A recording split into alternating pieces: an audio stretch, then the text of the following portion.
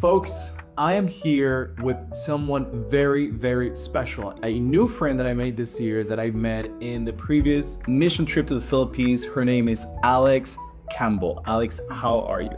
Hi, I'm good. No? Okay, so the first question that I want to ask is, who is Alex Campbell? Sure. So for the last decade, I spent my time building. So building across several different industries: real estate, art and academia, and entertainment. And then probably the last 4 years, I crossed over to the nonprofit sector as well. Wow. And I moved from the US to London. Okay. So I was 23. Nice. And I will be 40 in February. Well, don't say it, we can tell. Can you tell me one fun fact about you? Well, I think one fun thing that would resonate with your viewer audience is that I'm the former chief of staff of MrBeast YouTube. I was there when the company had less than 50 employees, and I left right before we started flipping for the Amazon show. Okay, yeah, so let me go back to that. That was not nothing. We know MrBeast. He's very famous for everything that he has done and continues doing. Is it safe to say that you were definitely part of the creative team that helped build that empire? The channel already existed when I joined. I started as a contractor and I signed on later that year as a full-time employee. So when I was introduced to the channel, we had 22 million subscribers already. So they had their core team that did the from the ground to, okay, this might be something. And then that's when I joined them. I see. Yeah. What was your initial role when you joined Beast Corp? That's a great question. I knew the former CEO. I had known him for 10 years. And, to bring faith into it, he did not understand how someone brand new to the area, transplant, brand new to real estate, because prior to that, my background was art and academia, was so good in the office in one of the most prominent areas in Mali. And he did not appreciate when I said, "Oh, it's Jesus." There's nothing inherently special about me. I didn't know YouTube. I wasn't familiar with the channel. I didn't have the starstruck eyes like a lot of younger audiences did. I came in with a business mindset and a growth mentality. So I signed on as the executive assistant to the CEO in my start with the idea that the first 6 months I would have an indoctrination to YouTube and all things analytic and learn from not just the CEO but MrBeast firsthand. We're gonna keep you in production. You were now producer Alex. Oh, that's great. That's great. And so it's like you said before, it's like there's nothing special about me. I mean, God gives us talents, but it's really him who puts us in the right spot at the right time, and it's him who opens the doors. So this was definitely, as you described it, an open door from God. When I joined, I was the only one that had international experience other than our CBO.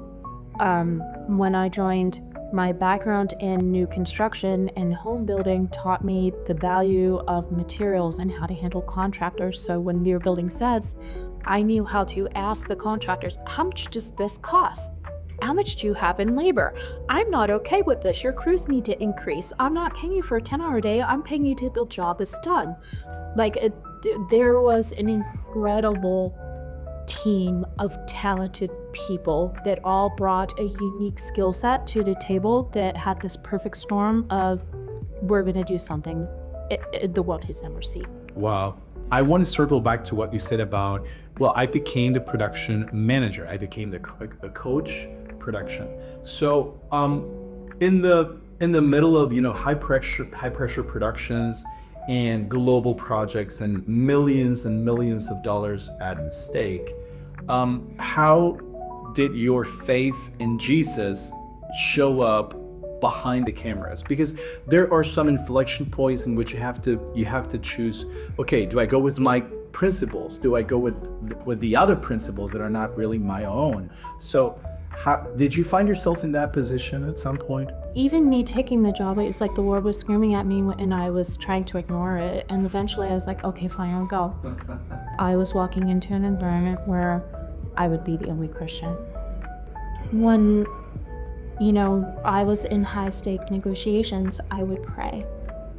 Whenever we were filming, I would pray with crew members if they asked or were okay with it. Everyone knew where I stood. I would walk sets and pray over sets. You're tough skin. You're like, I call women sent by God that have that CEO vibe. You're a CEO. You're a CEO. Definitely. That's gonna stick with you. Alex Campbell, CEO. You're writing your own book. Yes. Please do tell us a little bit more about that. You know the Lord has sent you. You know that you have a purpose, but you feel unseen, or you feel forgotten, or you feel like maybe you misheard him. What's the book called? I'm gonna call it Ambassador. I'm writing from what I know, so my lens also has what it's like to be a woman in those environments, especially a woman in power. I'm gonna get a coffee. That's what I know. If you were to build a rookie from zero, from scratch, someone that wants to be in the entertainment industry, just like us, like our show Salvese Quien Crea in Argentina, and you want them to blow up in the industry and get the message out, what character traits would you train first to make it big? It's which comes first. Are they talented, or can you teach them? And, it comes down to managerial styles. So my response, my preference is I will always hire for more character.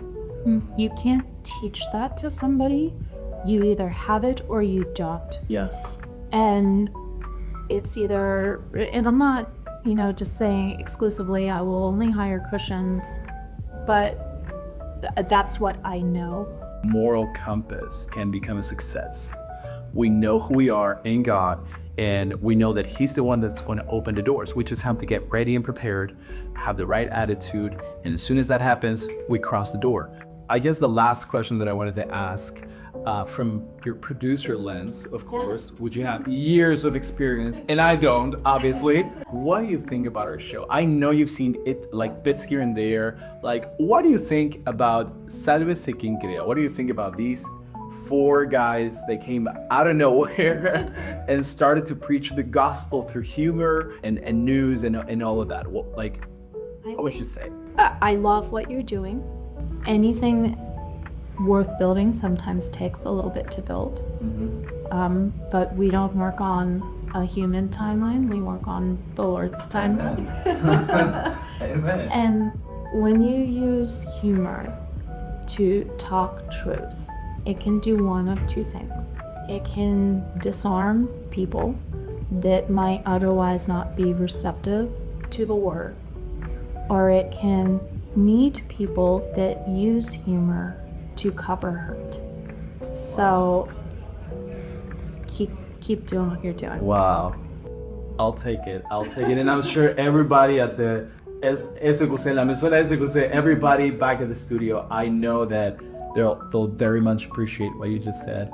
And I just wanted to thank you so much for your time. We know that you're a busy woman, busy person, but you've taken the time to be with us in this amazing gym. By the way, it is an incredible gym. I want to come here every day. But Alex, it's been such a blessing and a pleasure to meet you. Back in January when we first met across the world in a different country, but now we get a chance to do this and to bless many people watching, hopefully. And I just want to wish you the best. God bless you tons in every project you start, and we are here for whatever it is that you do. No, thank you for having me. It's been an honor. I'm not usually in front of the camera. I think I said that before we started rolling. I am usually the one behind the camera, so this was different for me, but exciting, and I've enjoyed it. There we go. Mission accomplished. Thank you so much. There you go.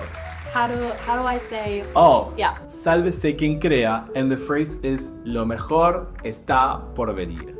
Lo mejor está por ver. Por venir, yes. Yep. Yes. And She nailed it. help me with the name of the show. Salvese Quien Crea. Salvese Quien Crea. That works. Me hablo español un poquito. High five.